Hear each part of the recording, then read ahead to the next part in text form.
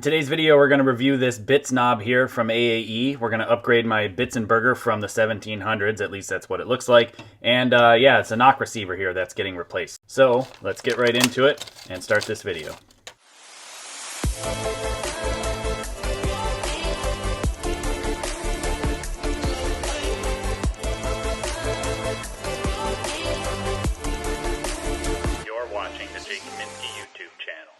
So why would you even consider spending your money on an AAE BITZ knob? Well, the reason that you would is that these knock receivers that come with the Bitzenburger Fletching Jigs, all of them, the straight, the right, and the left helical versions, all have uneven spacing between each of the vanes. Meaning these detents here, where there's these little dots machined into the side of this body, they are spaced very particularly in a pattern that would make the vanes spaced perfectly even around the shaft. So meaning if you had 3 vanes, and these were the 3 vanes on your arrows, and we'll just point them like this so they all point the same direction, what would happen, instead of them being spaced evenly like this, 120 degrees between each vane themselves relative to each other, what happens is the stock Bitzenburger knock receivers are like this, where there's more than 120 degrees on one, less than 120 degrees on the next, and then more than 120 degrees on the following.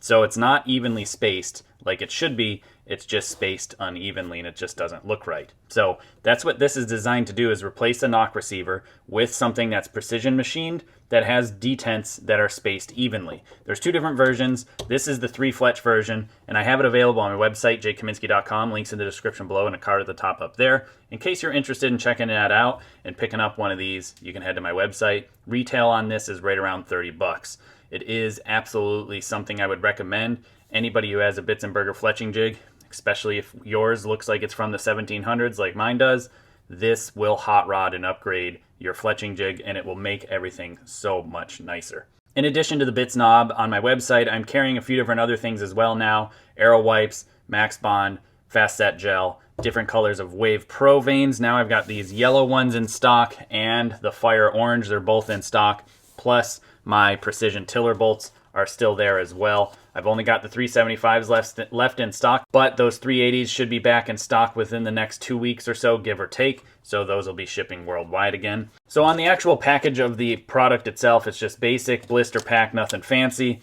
But the knob itself is supposed to ensure perfect vane spacing because these detents are machined perfectly spaced around the barrel here. And it has some sort of lockdown mechanism here that allows you to change and adjust so you can replace one vane at a time. And we're going to check that out because I'm not sure how that works or what I'm going to be looking for, because it just says that you can use it for the lockdown index spacing screw allows for single vane repair without twisting a knock. All right. And then the knock fork thickness, so the thing down in here, must be wider because it says that it provides positive knock engagement for all knock sizes, because standard Bitzenburger fletching jigs, the large groove knocks are a little sloppy in the fit down in there. So this is supposed to fix all of those things here. So the way you would go about replacing it is quite simple.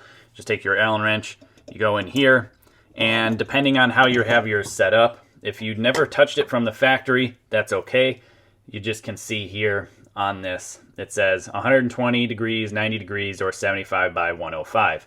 So it's basically 3 different spacings that are available here. The 90 is a 4 fletch option, 75 by 105, I think it's unevenly spaced. I don't know why anybody would use those. Maybe back in the day there was some sort of purpose to those. But you basically just back out the 120 degree spacing if that's what you've been using. So then all 3 of these set screws are approximately at the same depth. Oh yeah, I forgot. There's a hidden flathead screw over here. That's what actually lets this thing loose, because it's held and retained in place by the flathead screw that goes in this channel here. So my bad. Don't really have a screwdriver on hand, so we're just going to use a really cheapy pocket knife that I've got. Really should use a regular flathead screwdriver, but I don't have one here in my bench. Pull out the receiver, and you'll see it looks very similar. There's machine detents. You know, obviously mine has marks from it being spun around and clicked, clicked, clicked. But essentially they look very, very similar.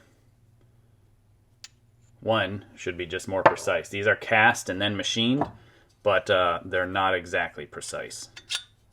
So you just put your AAE one in there, tighten this screw back up. And like I said, really all it does is it just retains it in place. It just keeps it so it doesn't fall out. So now I can snug this back up until I start feeling the clicks on the detent.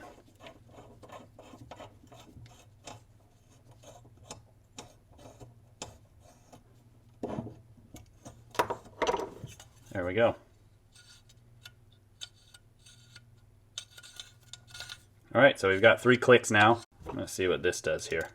Because I've not found any instructions or really even looked for any of the instructions. I just grabbed the package.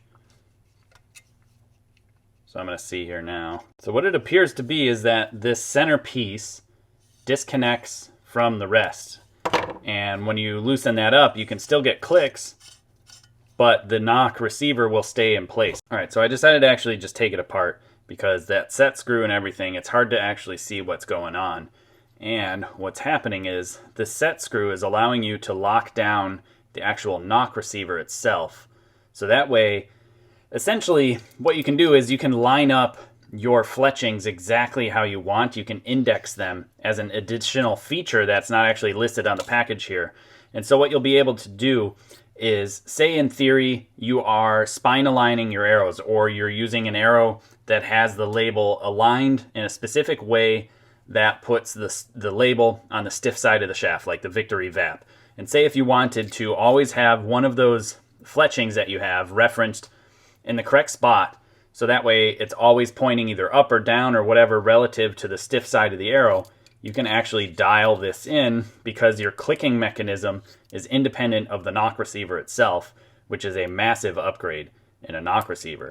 So you'd be able to essentially clock it however you want, tighten it down, and make sure that every time you fletch your arrows, it's clicking exactly where each fletching should be, and that way you don't have to twist your nocks or turn your nocks after the fact, after you fletch your arrows. So that's a really cool added feature in my opinion, and I really like that as well.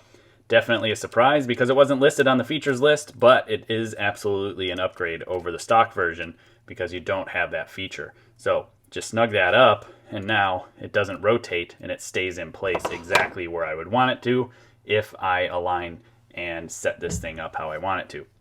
Now, something to be concerned with is you can lose the actual ball bearings in here that click against the detents.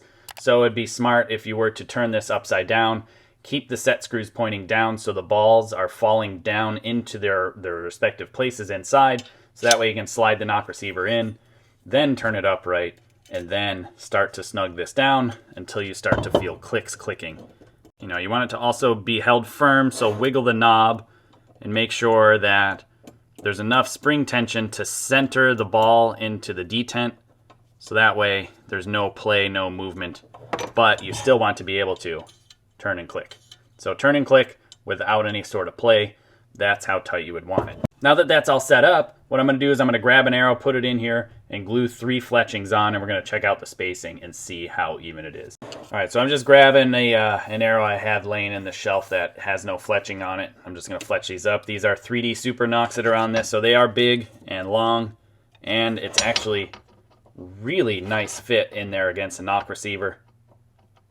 There is no play that I can feel at all as far as twisting the shaft radially and having it interface in down there against the knock receiver. So there's no movement, no play there, which is a massive upgrade in my opinion. Now, because I don't have a helical clamp here right now, somebody is borrowing it right now, I'm just going to use the straight clamp here. And actually when they're straight, you'll really be able to see if the spacing is nice and even.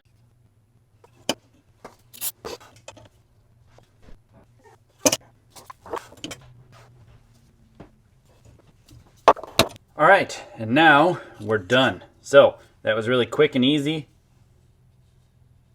And to me, from this view, they look pretty even. Not my spacing back and forth, I'm a little off on that. I was being kind of sloppy. But the actual spacing, just a quick glance doing this and looking at the gap in between, it all looks pretty dang even to me.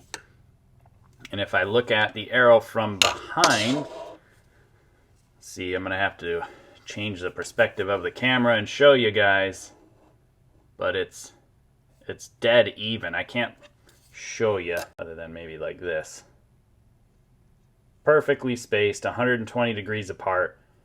Honestly, I see nothing wrong with that, and I think it's absolutely an excellent execution of what should have been done out of the factory with the Bitzenburger Fletching Jig knock receiver. This is a massive upgrade. It's perfectly spaced 120 degrees apart. You can index the knock by adjusting the actual knock receiver, so you don't have to turn your knocks after you fletch them up. That's an additional benefit that's not even mentioned on the package, and I would absolutely use it to my advantage. Why this matters, really, that they're evenly spaced, is number one, you can turn your knock to any fletching at all and always have the correct spacing and not have to worry about it running into your shelf, your rest, or your plunger, or if you shoot compound, the lizard tongue or the launcher blade or any of that, you can always have the correct spacing no matter what you've got going on. That's a huge benefit. Plus, if you put helical on your arrows and they're spinning and you have an unevenly balanced shaft, now this is looking at like way high level advanced stuff that may not actually matter, but in theory, it makes me feel better about my equipment. If these vanes are evenly spaced as it's spinning really rapidly as it's traveling down towards a target, you won't have any weird oscillations due to an imbalance of the actual fletchings due to uneven fletchings. Like before, when I showed you this, if you were to have two almost touching each other and one really far away, obviously this is an extreme example, but the arrow would be way heavier on this side than that side, so it would wobble as it spun in air. Now that they're evenly spaced, it makes a huge difference in the actual stability, performance, and at least my mental perspective and my mental confidence of my equipment, and it makes me feel a whole lot better at minimum. So that in itself is an advantage as far as I'm concerned, and I would use that to my advantage as a tournament archer. So like I said, links in the description below for these BITZ knock receivers if you're interested at all. And if you're interested in these Wave Pro vanes, these yellow ones, the new colors that I've got on this arrow here, or these fire orange, they are also available on my website, jakekaminski.com. And if you haven't yet, do hit that subscription button and the notification bell. It genuinely helps this channel out, and I appreciate it.